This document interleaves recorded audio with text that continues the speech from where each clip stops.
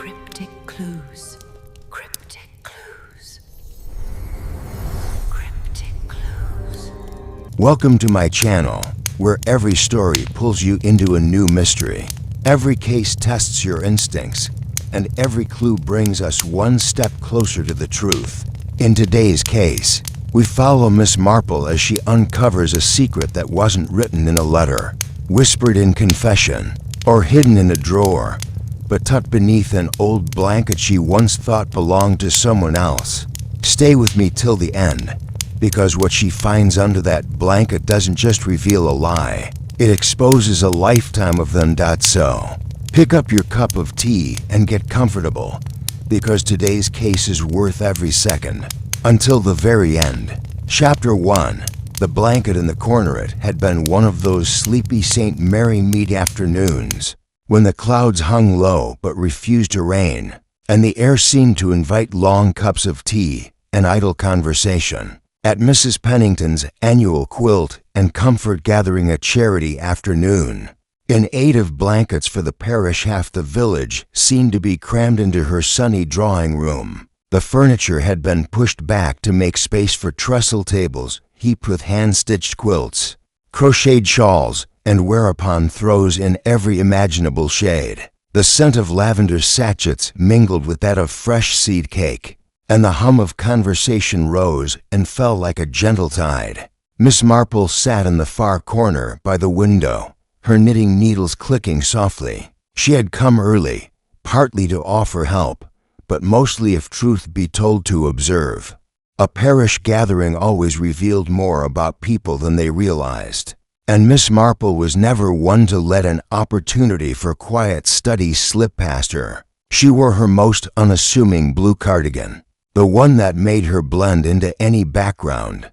It was as the raffle prizes were being displayed that the first ripple of curiosity ran through the room. Mrs. Pennington, flustered and flushed from arranging the goods, paused beside a folded cream blanket at the end of the table. The blanket was a particularly fine piece of work, pure lambswool with an intricate lattice pattern, and tiny stitched initials in one corner. This, she began, was donated anonymously. Quite mysterious, really left on my doorstep this morning. A few polite murmurs followed, but nothing more until Mrs. Pennington unfolded it fully. A collective gasp spread across the room. There, caught in the delicate weave, was a small dark stain, unmistakably rusty in hue. Some murmured it might be wine.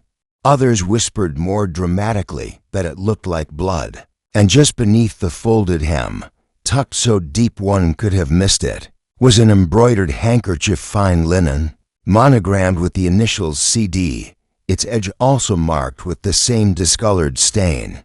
By the time tea was poured, the blanket had become the sole topic of conversation.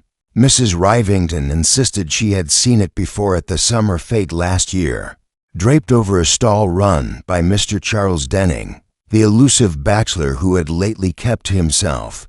Mrs. Wheeler was certain she had spotted him carrying something similar only a fortnight ago, late at night while passing the vicarage lane. Several others shook their heads and said nonsense.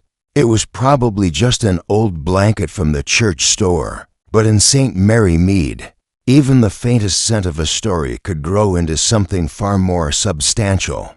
Miss Marple sipped her tea slowly, her eyes lowered as though she were wholly absorbed in the arrangement of her saucer.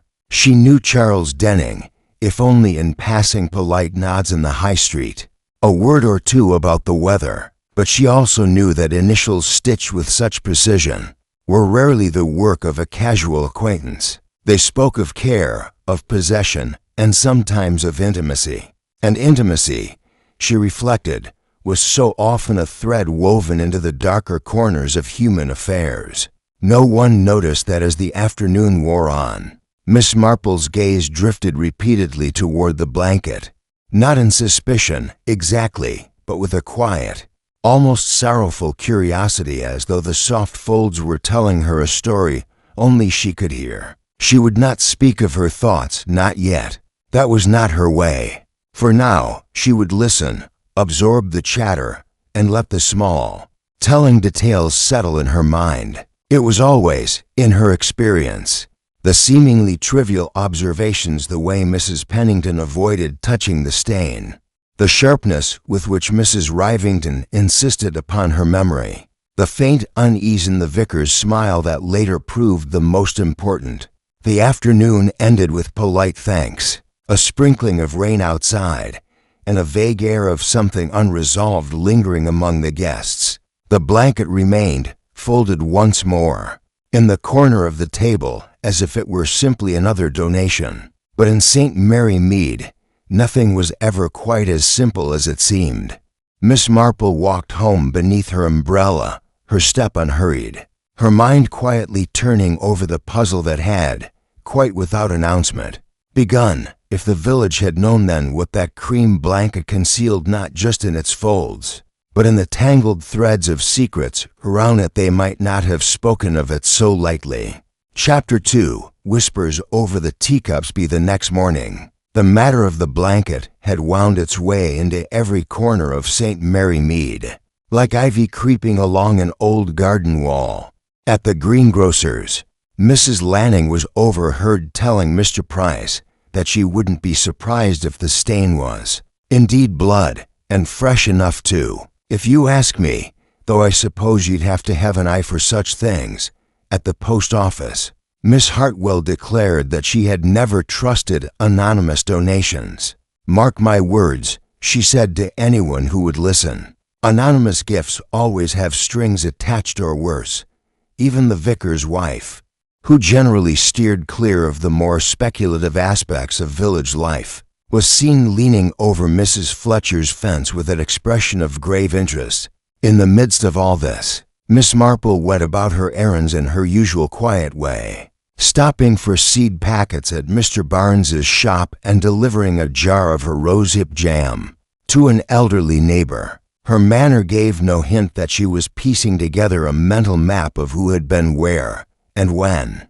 In the days before the blanket's sudden appearance, she listened as Mrs. Lanning repeated her greengrocer's tale, nodded politely at Miss Hartwell's pronouncement, and let slip only the most casual of remarks about the oddity of such fine work being left without a note. More often than not, people volunteered far more information when they thought one was not particularly interested.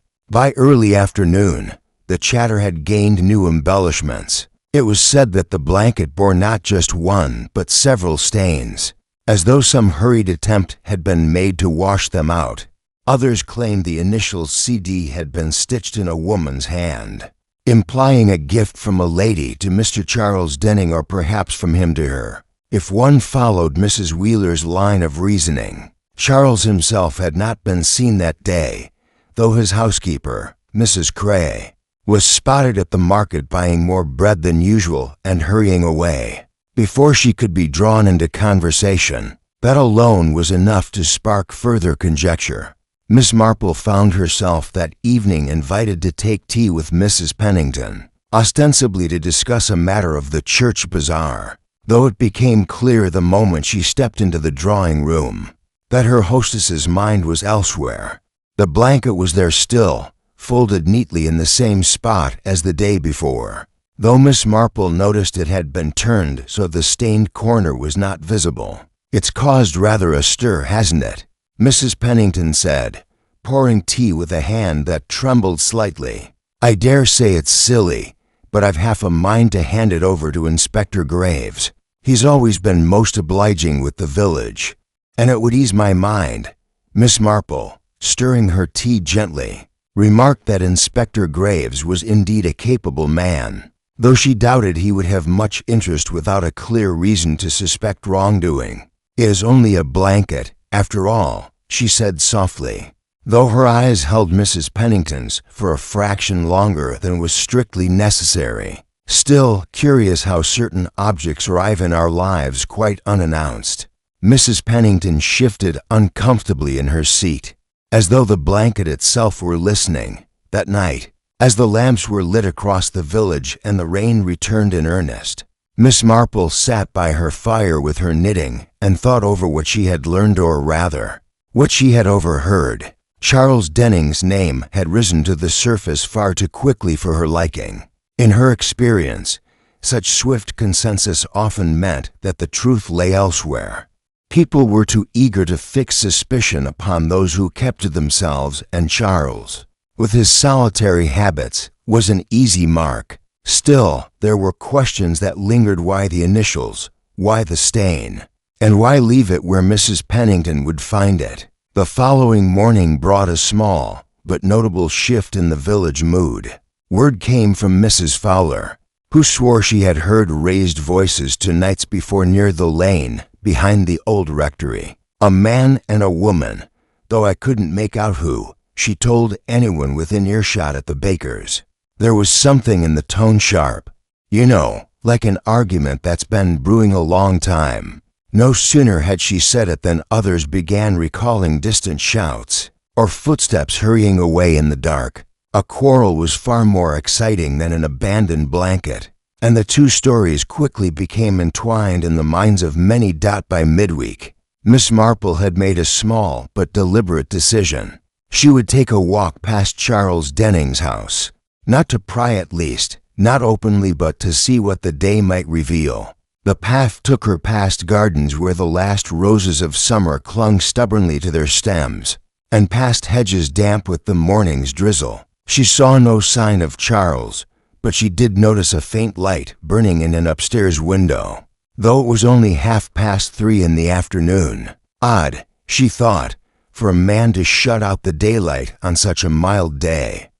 She had gone scarcely 20 paces further when she encountered Mrs. Cray, basket in hand, emerging from the side gate. The housekeeper greeted her with forced cheer, her eyes darting to the road as though expecting someone to follow. Miss Marple mentioned the weather, and Mrs. Cray replied with something so absent-minded it was clear her mind was elsewhere. Well, she said abruptly, "Must be getting on," and hurried off toward the high street. Miss Marple stood for a moment, watching her retreat, before continuing on her way. That evening, another small detail reached her ears, one she stored away without comment. The blanket, according to Mrs. Pennington, had been examined again, and beneath the lining she had found a tiny scrap of paper, worn and illegible save for 3 faint words, "Don't forget Tuesday." Miss Marple did not smile, though she felt the faint tightening of the thread she was following. In her experience, murders, if this was indeed leading to one, were never a matter of sudden madness, but rather the slow accumulation of secrets, resentments, and opportunities. Somewhere in the village, someone knew exactly why that blanket had appeared, and Miss Marple, in her quiet, unassuming way, meant to find them. Chapter 3. The first shadows of suspicion. Be Thursday morning. The blanket had become more than just an oddity. It had become a matter that demanded explanation. The words on the scrap of paper, "Don't forget Tuesday," had circulated quietly among a select few, each one embellishing the mystery in their retelling. There was now a faint air of tension in St. Mary Mead, as though the village itself was holding its breath. People no longer spoke of the blanket in simple curiosity. There was a guardedness to their questions, an edge to their glances, as if they were aware they might be discussing something much darker than an abandoned donation. It was on this morning that Inspector Graves himself appeared in the village, his presence greeted with a mixture of relief and apprehension. He had come, officially, to make inquiries regarding a certain item left in unusual circumstances, and had taken up temporary quarters in the small office adjoining the post office. Within an hour of his arrival, Mrs. Wheeler was spotted speaking with him in a low voice, gesturing more than was strictly necessary, while Mr. Price lingered just outside the door in the hope of overhearing something useful. By noon, it was common knowledge, or so it was claimed, that the inspector had already paid a visit to Charles Denning's cottage. Miss Marple did not rush to speak to Graves. She knew from long experience that the first wave of questioning from the police often produced a tangle of misleading statements and exaggerated accounts, and she preferred to listen once those ripples had settled. Instead, She went about her morning in her unhurried way, stopping by the vicarage to deliver some cuttings for the garden. There she found Mrs. Lenford, the vicar's wife, making tea for a small gathering of women, all of whom were deep in discussion about Charles Denning.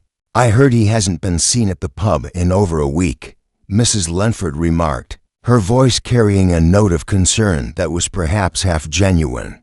And when Inspector Graves called, he was, well, not entirely welcoming. From what I gather, Mrs. Hartwell leaned forward, her eyes gleaming. "He's always been aloof, hasn't he? Keeps himself to himself. And now this. A blanket with his initials. Well, the initials could be his and a suspicious stain. If you ask me, that's hardly a coincidence." Miss Marple, seated near the window, allowed herself a small smile that went unnoticed. She was never convinced by arguments that relied on coincidence alone, and she filed away the fact that no one seemed able to say for certain whether the stitching matched Charles's own possessions. People's memories had a remarkable way of adjusting themselves to fit the most tantalizing story.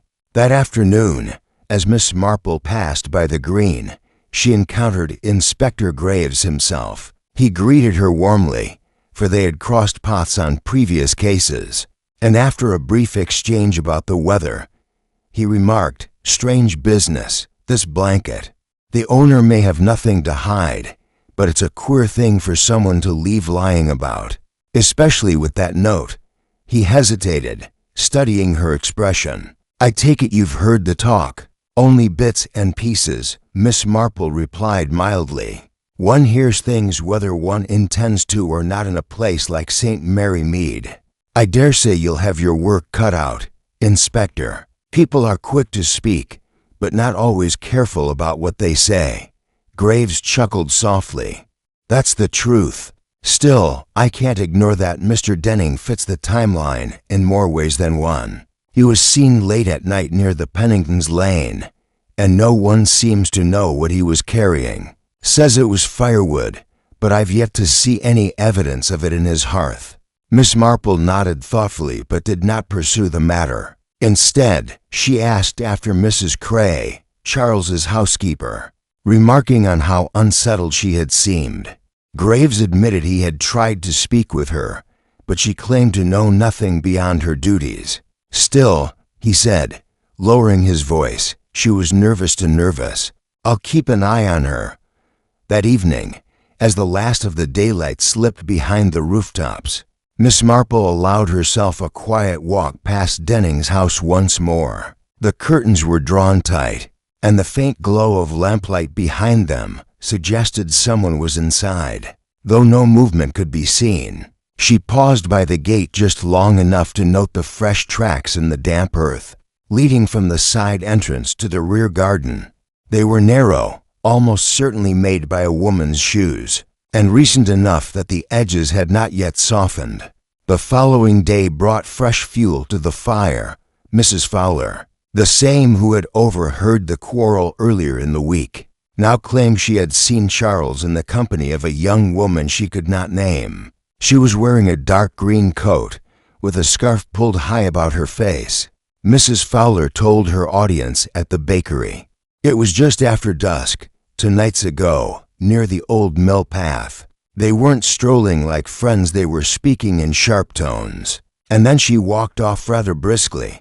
This account spread with remarkable speed, and by lunchtime, the woman in the green coat had been placed in 6 different parts of the village by an equal number of witnesses. None could agree on her identity, though Mrs. Wheeler swore she had seen a coat just like it worn by a newcomer, staying at the King's Arms. Miss Marple, meanwhile, visited Mrs. Pennington under the guise of returning a borrowed book. While her hostess fetched it, Miss Marple's eyes rested briefly on the folded blanket, which had been moved to a small side table. There was something slightly different about its arrangement, though she could not at once place what it was. As she reached for the book, she caught sight of a fine thread barely visible caught against the table's carved edge. It was the same cream color as the blanket's weave, and it trailed just enough to suggest it had been snagged. Such threads, she knew, often came from hurried handling rather than careful folding. When she left, the autumn air was sharp with the scent of wood smoke, and her mind was quietly assembling these fragments into a pattern. Charles Denning might be the first name on everyone's lips, but Miss Marple had learned to be wary of first names. The woman in the green coat, the note about Tuesday, the restless movements of Mrs. Cray, all were strands in the same web, and she suspected, though she could not yet prove, that the blanket was not the beginning of this story at all. It was simply the piece that had slipped loose, revealing a tangle that had been there all along. Chapter 4. Questions in the lamplight. Next day broke gray and windless, the kind of morning that seemed to muffle sound and deepen the stillness in St. Mary Mead. It was well after 10 before the first villagers began to stir in earnest. Their conversations carried on in lowered voices as though even the air might overhear them. Word had spread that Inspector Graves had paid a formal visit to Charles Denning's cottage the previous evening. The details were sketchy. Graves was not one to parade his methods, but Mrs. Wheeler, who claimed to have passed along the lane at the time, reported seeing the inspector's silhouette in the doorway, and Charles standing with arms crossed, his posture rigid. That alone was enough to feed the morning's gossip. Miss Marple, however, had no intention of relying solely on gossip. She had been turning over in her mind the curious fact that the blanket, while linked in suspicion to Charles, had yet to be placed in his possession by anyone with certainty. The initials might fit, but initials were hardly unique, and she could recall more than one person in the parish who shared them. What concerned her more was the question of why the blanket had been left at Mrs. Pennington's doorstep at all. Such a deliberate act suggested either a warning, a concealment, or perhaps even an attempt to shift blame. Inspector Graves stopped by her cottage that afternoon, ostensibly for tea, though Miss Marple suspected he had come in hopes of hearing something useful. He spoke of the visit to Charles Denning in careful, measured terms. "He denies knowing anything about the blanket," Graves said, stirring his tea absently. "Claims he's never seen it before, and that he's no idea why his initials, if they are his, should be on it. When I asked where he was on the night it appeared, he told me he'd been at home all evening. No one can confirm it, of course. Lives alone." Miss Marple listened quietly, watching the steam rise from her cup. "It's a difficult thing," she said at length, "to prove one was doing nothing at all. But I wonder if you've asked him about Tuesday." Graves looked up sharply, the spoon pausing in mid-stir. She smiled faintly. "The note, Inspector. Don't forget Tuesday. People often think such things refer to the future, but I've known them to be reminders of something in the past, perhaps even something regrettable." He nodded slowly, filing away the thought. Before he left, he mentioned one last detail that Charles had seemed more irritated than alarmed by the questioning. "Didn't strike me as a man frightened of discovery," Graves remarked, "though sometimes that in itself is a sort of defense." That evening, the wind picked up, rattling the bare branches outside Miss Marple's window. She set aside her knitting and considered her next step. If Charles was not inclined to speak openly to the inspector, perhaps he might be more forthcoming in casual conversation with someone who appeared to be nothing more than a kindly, curious neighbor. The following morning, she set out toward his cottage with a basket of her famed plum loaf, a gift which few in the village could resist. Charles answered her knock after a moment's delay. He was a tall man with a lean face, and though his manner was polite, there was a guardedness in his eyes. Miss Marple spoke warmly of how quiet the lanes had been of late, and how she thought a little company over tea might be just the thing to brighten the morning. After the briefest hesitation, he stepped aside to let her in. The sitting room was tidy, though she noted an absence of personal touches: no photographs, no ornaments beyond the necessary. The fire burned low, and beside it stood a basket of kindling, all of it split cleanly and stacked with care. On the far chair lay a heavy coat, still flecked with dried mud at the hem, over tea. Miss Marple allowed the conversation to drift gently, asking after his garden, remarking on the difficulty of keeping frost off the dahlias. It was only after he had relaxed somewhat that she mentioned, quite offhandedly, that Mrs. Pennington's blanket had caused a small stir. "I dare say you've heard," she said, buttering a slice of plum loaf. "Such a fine piece of work, too. Odd to think of it being left in the rain." Charles's eyes flickered only briefly, but Miss Marple did not miss it. "I've heard the talk," he said evenly, "but it's nothing to do with me. People will say what they like." Miss Marple nodded, her tone as mild as if they were discussing the weather. "They do, indeed.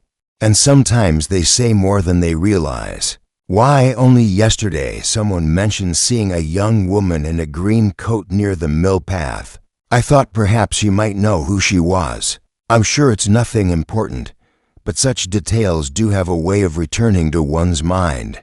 For the first time, his composure slipped. "I've no idea who she is," he said quickly, perhaps too quickly. "If she even exists. People imagine things." Miss Marple allowed the matter to drop, finishing her tea with a few gentle remarks about the virtues of well-seasoned firewood. When she took her leave, she walked back toward the high street at an unhurried pace, her mind occupied not so much by what Charles had said, but by how he had said it. His denial of the woman in the green coat was too sharp, too decisive, as though he feared that any acknowledgement might open a door he wished to keep firmly shut. That afternoon, another curious detail reached her through the ever-reliable Mrs. Lanning. The woman in the green coat had been seen again, this time leaving the King's Arms, early in the morning, carrying a small leather valise. No one knew her name, but the landlord claimed she had paid in cash and given no forwarding address. By evening, she was gone. Miss Marple stood at her garden gate, watching the lamps flicker on in the gathering dusk. The threads were drawing tighter now. The blanket, the note, the guarded bachelor, the vanished woman. Somewhere among these, she felt certain, was the beginning of the truth. And though the village might chatter and guess in the lamplight, she would wait until the right moment to draw the curtain back, for in her long experience, the moment of revelation was as much about timing as it was about fact. Chapter 5. The woman in the green coat. The morning after the woman in the green coat was said to have left the King's Arms, the air in St. Mary Mead seemed unusually brisk, carrying with it the tang of damp leaves and chimney smoke. Conversations in the high street had grown quieter, more deliberate. People no longer spoke as though trading idle news. There was a new care in their tone, as if each was aware that Inspector Graves might appear behind them at any moment. The King's Arms itself was under a subtle watch. Mrs. Lanning had been seen loitering outside its door for an unconvincing length of time, and Mr. Price claimed to have stepped in for a pint merely to warm his hands, though the curiosity in his eyes betrayed his real purpose.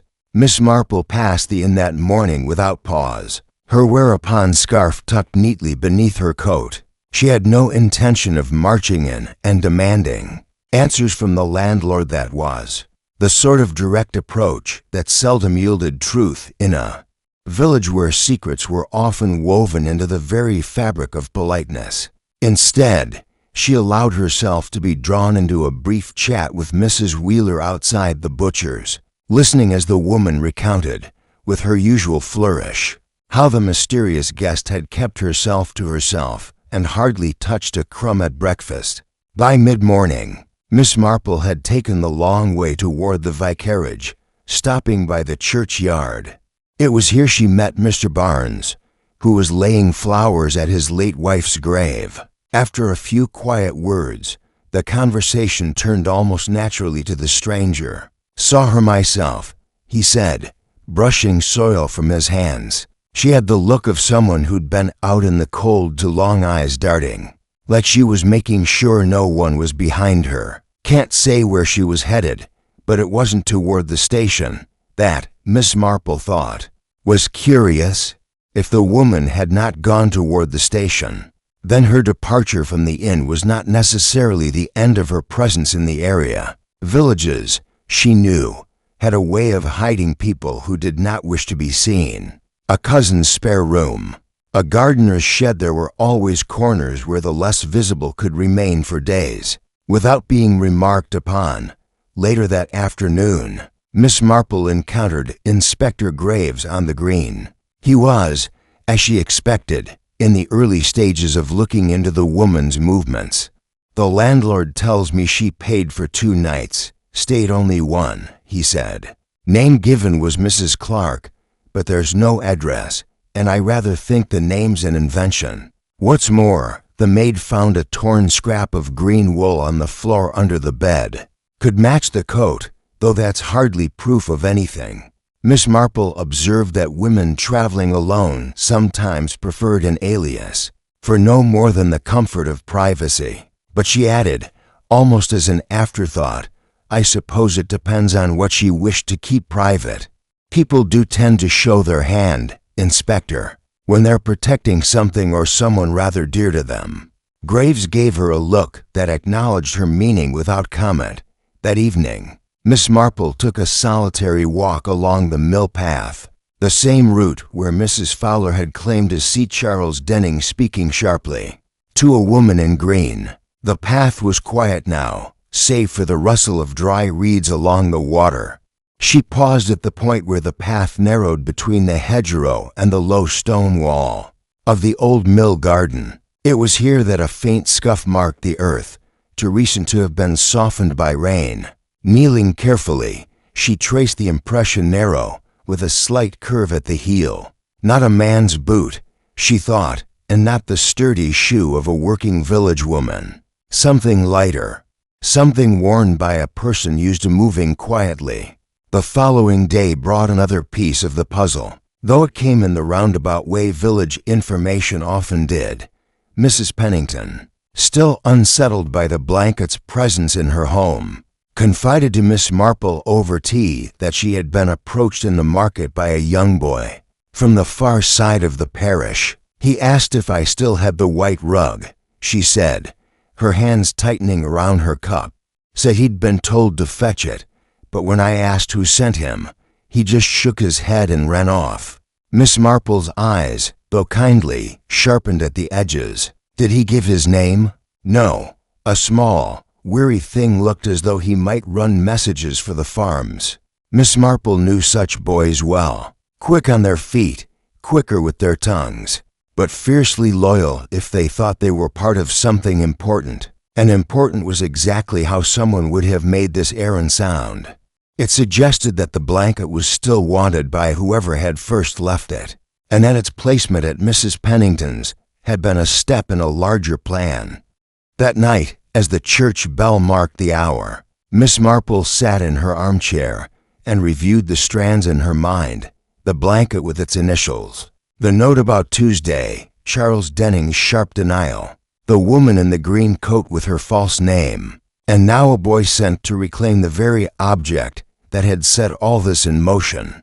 There was a pattern, but it was not yet complete. She felt, in that way she often did, that the truth was just out of reach, not hidden by complexity, but by the deliberate simplicity of the lies people told. And somewhere, in the stillness of the night, she could almost imagine the soft rustle of wool and the faintest scent of lavender, as if the blanket itself was waiting to be claimed not by its rightful owner, but by the truth that would one day unfold it entirely. Chapter 6, Threads from the Past. Inspector Graves had begun, in earnest, to trace the blanket's origins. By the time Saturday morning arrived, word had gone round that he had sent inquiries to shops in Market Bourton, and even as far as Little Dunfield, asking after recent sales of lambswool in the same intricate lattice pattern. This, of course, sparked a fresh round of speculation. At the grocer's, Mrs. Wheeler declared with confidence that the blanket must have been custom-made, while Mr. Price, leaning heavily on the counter, suggested it might be one of those heirlooms people drag out when they mean trouble. The talk was lively, but under it all lay a tautness, as though everyone sensed the matter was drawing toward something not easily explained away. Miss Marple, for her part, made no overt move to join the search. She had learned long ago that sometimes the straightest road to an answer was the one nobody thought to travel. Instead, she paid a visit to old Mrs. Phelps, who lived in a neat but weathered cottage at the edge of the village. Mrs. Phelps had been a seamstress for most of her life, and if anyone could recall the hand behind such fine embroidery, it would be her. The old woman welcomed her in, bustling about with tea and scones before Miss Marple had even settled into the armchair. When the talk turned, gently, toward the blanket, Mrs. Phelps's eyes narrowed with concentration.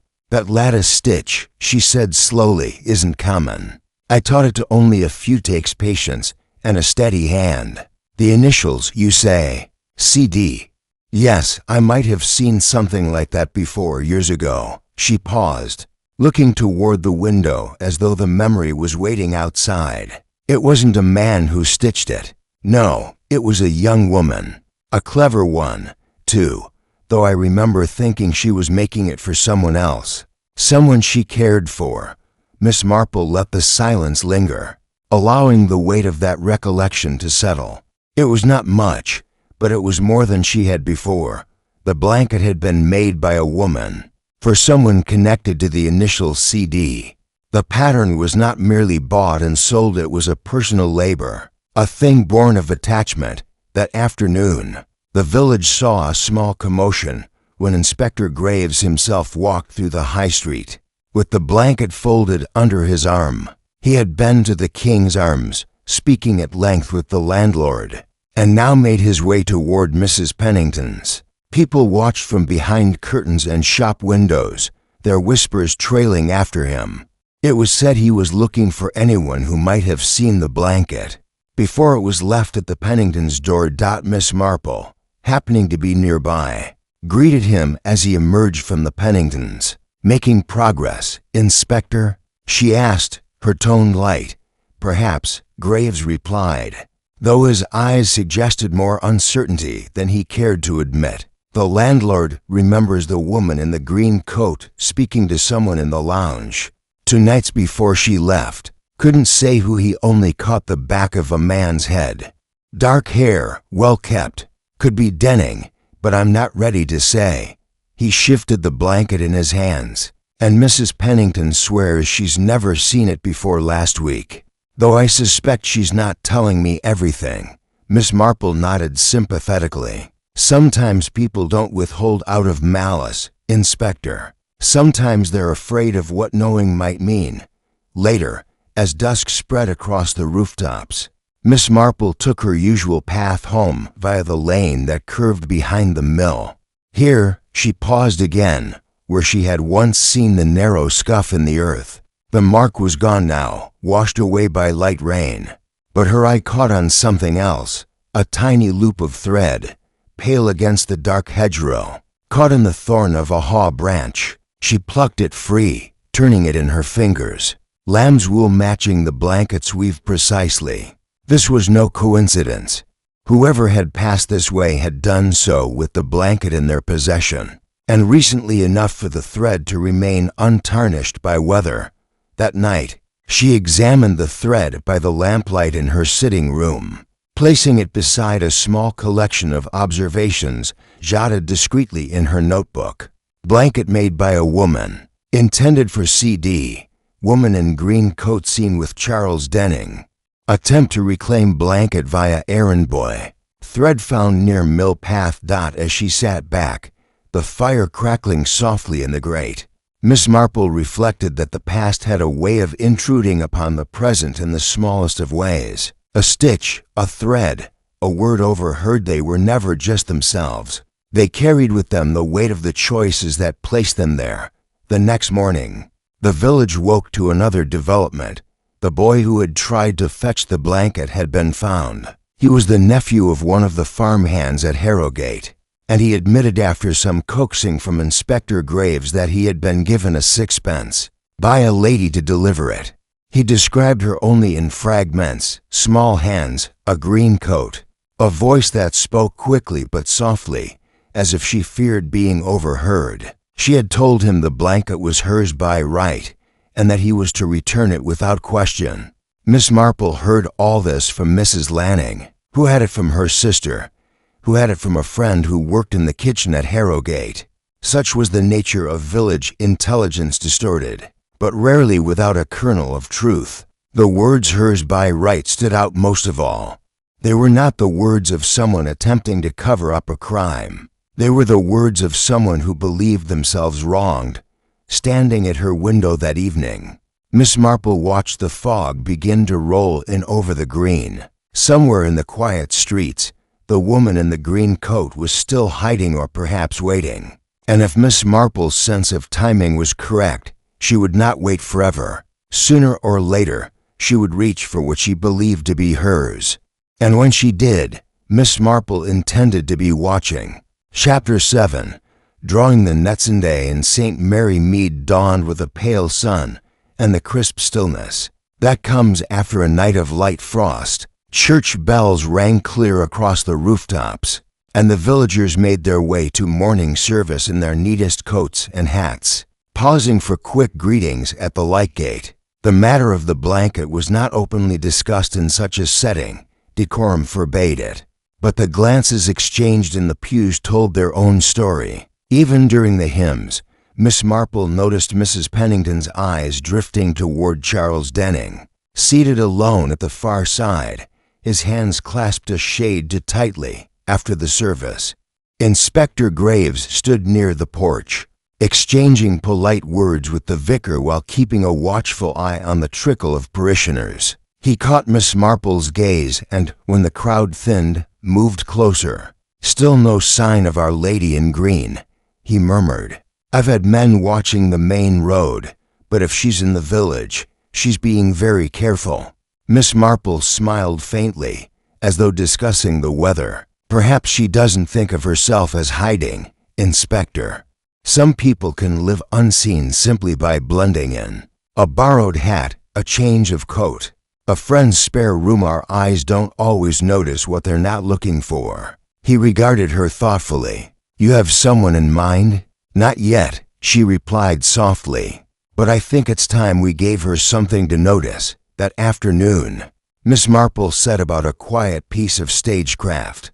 She called on Mrs. Pennington and, after a brief exchange about parish matters, suggested that the blanket be displayed again ostensibly as part of the charity collection, still being sorted for winter donations. "It would look well draped over the front table," she said, "and perhaps, if our anonymous donor sees it, they might be moved to claim it more openly." Mrs. Pennington, hesitant at first, agreed after Miss Marple assured her the inspector would be close at hand. By the following morning, the blanket lay in clear view at the front of the parish hall, folded so that the initials and the faint stain were visible. Miss Marple made a point of spending the morning there, under the guise of helping arrange wear upon hats and mittens. She did not watch the blanket directly. People noticed when you stared, but she allowed her gaze to wander the room in gentle sweeps, noting who lingered and who passed it by without a glance. Shortly after 11, the door opened, letting in a rush of cold air and a woman in a brown tweed coat and a wide-brimmed hat. At first glance, she might have been any respectable visitor, but when she stepped closer to the table, Miss Marple saw a flicker of something recognition, perhaps pass across her face. The woman moved toward the blanket, her hand lifting ever so slightly before she caught herself and turned the motion into a casual smoothing of a nearby scarf. She bought nothing, left no name, and departed within minutes. But her careful avoidance of the blanket thereafter was more telling than if she had snatched it outright. Later that day, Miss Marple described the woman quietly to Inspector Graves. His brow furrowed, brown coat, hat pulled low. That could be her. The landlord at the King's Arms said she'd changed her appearance when she left. Different coat, scarf instead of the green. He promised to follow up, but Miss Marple suspected the woman would not be easily found now that she had scented the risk. That evening, The parish hall closed early, and Mrs. Pennington insisted on locking the blanket away in her cedar chest. Yet something in Miss Marple's mind resisted that solution. The blanket, she felt, was bait not in a cruel sense, but in the way one might leave a thread hanging to see who would tug at it. Removing it entirely might stall the very moment they were waiting for. Still, she did not press Mrs. Pennington further. There was no use forcing matters before the pattern was complete. The next day, a small but telling incident occurred.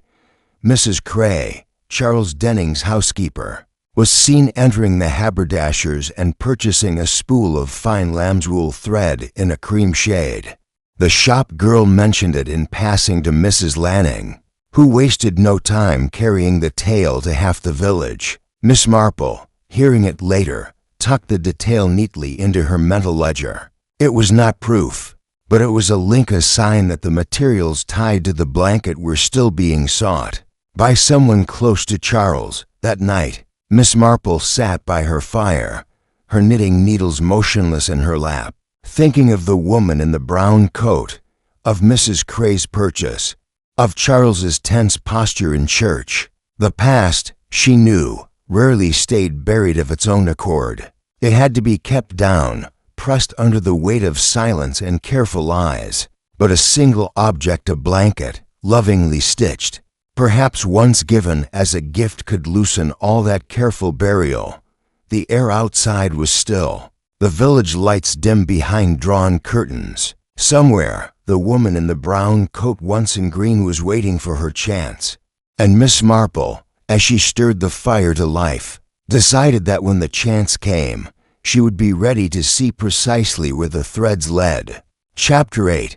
A second glance at the blanket. 2 days passed with a deceptive quiet, the kind that in St. Mary Mead often signaled something moving just beneath the surface. The gossip had grown softer, less flamboyant, but it had not died. Instead, it wound itself into smaller, more private conversations, a pair of neighbors leaning over a hedge, a murmured exchange in the grocer's queue, a pause in the vicar's study that lingered a heartbeat too long. The woman in the brown coat had been glimpsed once or twice on the far edge of the village, walking briskly along the hedge-lined path toward Harrogate Farm, but she had not been seen in the center again. That in itself was suspicious. True strangers tended to wander more openly, whereas those with something to hide clung to the quietest routes. Miss Marple spent those 2 days in what would have appeared, to anyone watching, as perfectly ordinary business. She wrote letters, tended her garden, and took tea with Mrs. Lanning, who had a gift for knowing what others were trying to keep to themselves. Through these visits, she learned that Mrs. Cray had been seen in the company of a woman matching the brown coats. Description: it was said they met by chance near the back gate of the mill garden and spoke in low voices. Before parting in opposite directions, Mrs. Lanning swore she had this from her niece, who had been fetching water at the pump. Miss Marple, without comment, filed the account away in the careful order of her thoughts. On the third morning, Inspector Graves appeared at her door with a look that suggested a development, though not necessarily a pleasant one. Mrs. Pennington's house was broken into last night, he said without preamble. Nothing taken except the blanket. He went on to explain that there was no sign of forced entry. The lock was untouched, but the cedar chest where the blanket had been kept was found open, the lid unlatched. Whoever had done it had known exactly where to look and had left without disturbing anything else. Miss Marple listened, her expression calm but her mind already setting to work. It would seem, she said quietly, that the blanket was the only thing worth the risk, which means it was not merely an object, it was a piece of evidence, or perhaps a claim. She asked whether Mrs. Pennington had given a spare key to anyone recently. Graves confirmed she had not, but there were older keys unaccounted for, one of which had gone missing years ago during a repair to the front door. By mid-afternoon, word of the theft had reached every corner of the village. Theories blossomed like frost flowers. Some said the blanket had been stolen.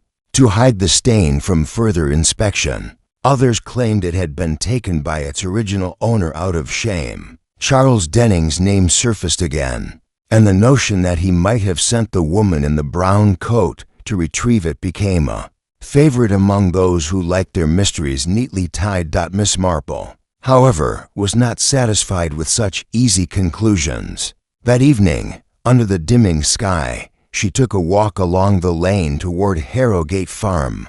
The fields lay dark and quiet, but near the edge of the orchard she saw a faint light from the small toolshed. Moving closer, she caught the scent of wood smoke and heard the faintest murmur of voices to women. Speaking low, she recognized the steadier voice as Mrs. Cray's, and the quicker, lighter one she guessed belonged to the woman in the brown coat. She caught only fragments, should never have left it there. And it's not safe. Before the voices fell silent and the light winked out. The next day, Miss Marple dropped by the vicarage under the pretense of delivering a jar of quince jelly. She mentioned to Mrs. Lenford, with mild interest, that Mrs. Cray seemed much in company these days. Mrs. Lenford, eager to share, said she had once heard that Mrs. Cray had been a lady's maid in her youth, in service to a family that had later fallen on difficult times. I think she's still in touch with one of them, Mrs. Lenford mused. A Miss Clara Daventry now. Those are the right initials, aren't they? CD. It was a small piece, but it fitted into place with an almost audible click. If the blanket had been stitched by Clara Daventry, and if Mrs. Cray was her old confidant, then the theft was no random act. It was a retrieval by someone who believed the blanket was hers to take back. And yet, Miss Marple thought, there remained the matter of the stain, the note about Tuesday, and Charles Denning's place in it all. Clara Daventry might own the blanket, but she had not been the one to lose it in the first place. That evening, as she sat by her fire with her knitting, Miss Marple considered the quiet danger in the way the case was unfolding. The theft had not removed the danger for its perpetrator. It had only tightened the net. The blanket's absence would make Inspector Graves press harder, and those with secrets would grow careless under the strain. And Miss Marple, in her patient, unhurried way, meant to be there when the first careless slip revealed the truth. Chapter 9. A whisper of Tuesday theft of the blanket altered the village's mood almost overnight. What had once been lively speculation now settled into a kind of watchful unease, as though everyone felt the balance had tipped from curiosity into something dangerous. People lowered their voices in the high street, glancing over their shoulders more often. Mrs. Pennington, pale and tight-lipped, told anyone who asked that she would not be holding any more gatherings for the foreseeable future, and that she wished she had never set eyes on that dreadful piece of knitting. Inspector Graves moved quietly, but purposefully through his inquiries, calling on household after household with polite but firm questions. His interest in Charles Denning sharpened after the break-in. Though there was no direct proof, Charles's name had been tied to the blanket from the beginning. Graves, however, did not ignore the presence of Mrs. Cray in the matter. She was questioned twice in as many days, but her answers remained coolly consistent. She knew nothing. She had been at home both nights, and if she had seen the blanket before, she could not remember when. Miss Marple, listening to these accounts, thought them far too neat. A person who truly knew nothing often had to pause, to think, to sift through memory. Mrs. Cray's replies, by contrast, had been smoothed and polished before leaving her lips. And there was the other matter, Miss Clara Daventry. The name had been dropped into conversation at the vicarage almost carelessly, but the match of initials to the embroidery was too precise to ignore. Clara, Miss Marple suspected, was the woman in the brown coat, and she was in St. Mary Mead for reasons that went beyond a piece of lambswool. That afternoon, Miss Marple paid a visit to Mrs. Lanning under the pretense of borrowing a gardening catalogue. Over tea, she steered the conversation toward the oddness of strangers turning up in the village. remarking gently on how quickly people could change their appearance if they wished to be overlooked. Mrs. Lanning leaned forward at once, eager to confide. "I heard," she said, lowering her voice, "that the brown coat was borrowed from a Mrs. Graves, no relation to the inspector, mind you, who lives up by the mill. She says she lent it to a friend of Mrs. Cray's for just a few days. No mention of returning it. It was the kind of detail Miss Marple valued, not for its drama, but for the way it hinted at quiet arrangements behind closed doors. If Clara had borrowed the coat, it was to keep her presence hidden, and if she had done so through Mrs. Cray, then their connection was deliberate and enduring." The next morning, Miss Marple set out for a walk toward Harrogate Farm, where she suspected Clara might be lying low. The frost still clung to the grass, and the hedges were bare, their thin branches scratching faintly in the wind. Near the bend in the lane, she slowed her pace, listening. A voice carried on the air, quick, urgent, with that same lightness she remembered from the Toolsht. She could not make out the words, but then came a phrase, clear enough to freeze her in place. "Don't forget Tuesday." It was spoken not as a reminder of something mundane, but with the weight of warning. Miss Marple waited until the voices moved off, then stepped carefully forward. The lane was empty, but fresh footprints marked the frosted sets, one lighter, one heavier, walking side by side toward the farm. That evening, she sat with Inspector Graves in her sitting room, the lamp casting a soft glow over the tea tray between them. "Tuesday seems to be rather a significant day," she said mildly, pouring his tea. "You recall the note found in the blanket? It's been spoken again by our woman in the brown coat." Graves frowned. "Could be anything. A meeting, a deadline. Perhaps the anniversary of something." Or, Miss Marple suggested, "the day an opportunity presents itself. People will often choose a moment when attention is elsewhere. Market day, a fate. Even the vicar's sermon to act on their plans. They like the cover of Noise." Graves leaned back, thinking it over. "We'll keep an eye on Tuesday then." But Miss Marple knew that keeping an eye was not enough. If Clara was planning something, it would not be done openly. And she doubted the woman would wait for Tuesday to make her next move, unless the move required preparation. The blanket's theft had been bold, but it had also been silent. Whatever came next might not be so quiet. Over the following 2 days, she made her presence known in small but deliberate ways, pausing to chat with Mrs. Cray in the lane, visiting Mrs. Pennington with a basket of scones, walking past Harrogate Farm at varying hours. She was not looking to confront Clara. She was looking to remind her, subtly, that the village was awake and watching.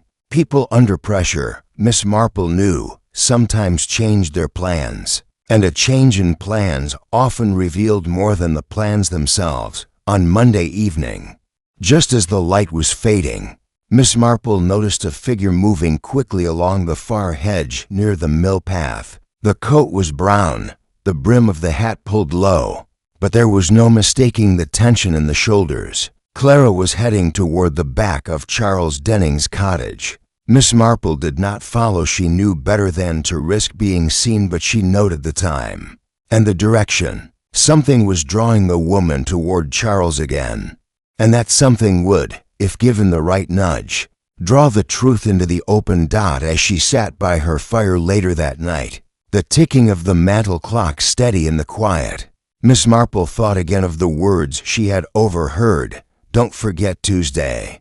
It was not just a reminder. It was a promise or a threat, and in her long experience, such promises were seldom left unkept. Chapter 10.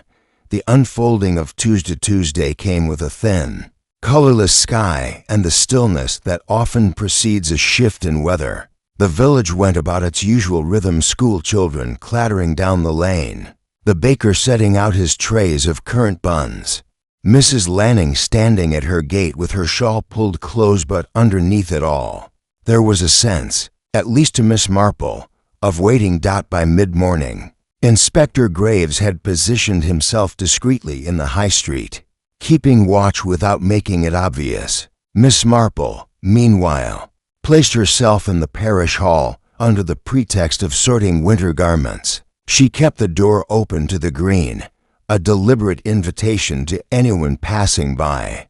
The blanket, though stolen, had been quietly returned by the police that morning, not to Mrs. Pennington's cedar chest, but to the front table of the hall, folded just as it had been when first displayed. Graves had agreed to the tactic, though he'd looked doubtful when she'd suggested it.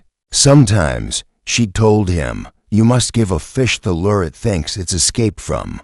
It was shortly after 11 when she heard the faint, measured step on the flagstones outside. Clara Daventry entered without haste, her brown coat neat, her hat brim casting shadow over her face. She glanced about the hall as if she had merely wandered in by chance, then moved toward the table.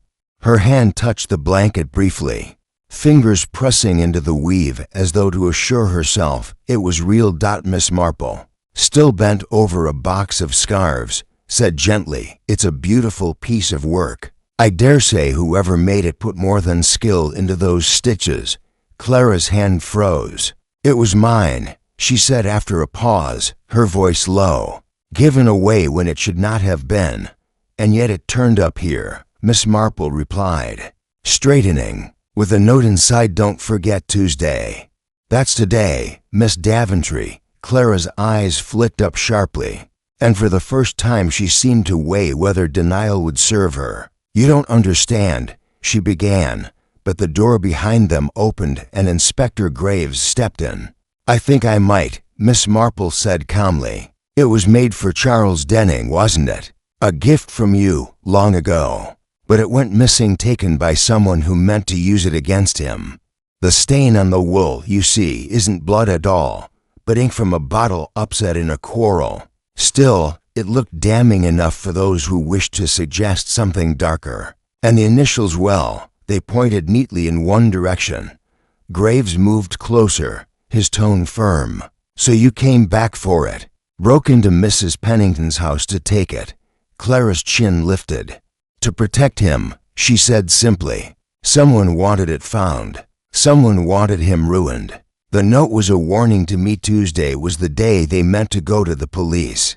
Miss Marple's gaze softened, but her voice remained steady. And that someone was Mrs. Cray. She still resented you from years ago, when you left her service under difficult circumstances. She kept the blanket, knowing one day it might serve as leverage.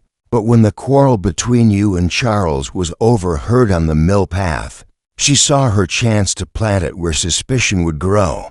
Clara's breath caught, the truth settling in. Graves, for his part, gave a slow nod. He had enough now to bring Mrs. Cray in for questioning, enough to untangle the petty bitterness that had grown into something far more dangerous.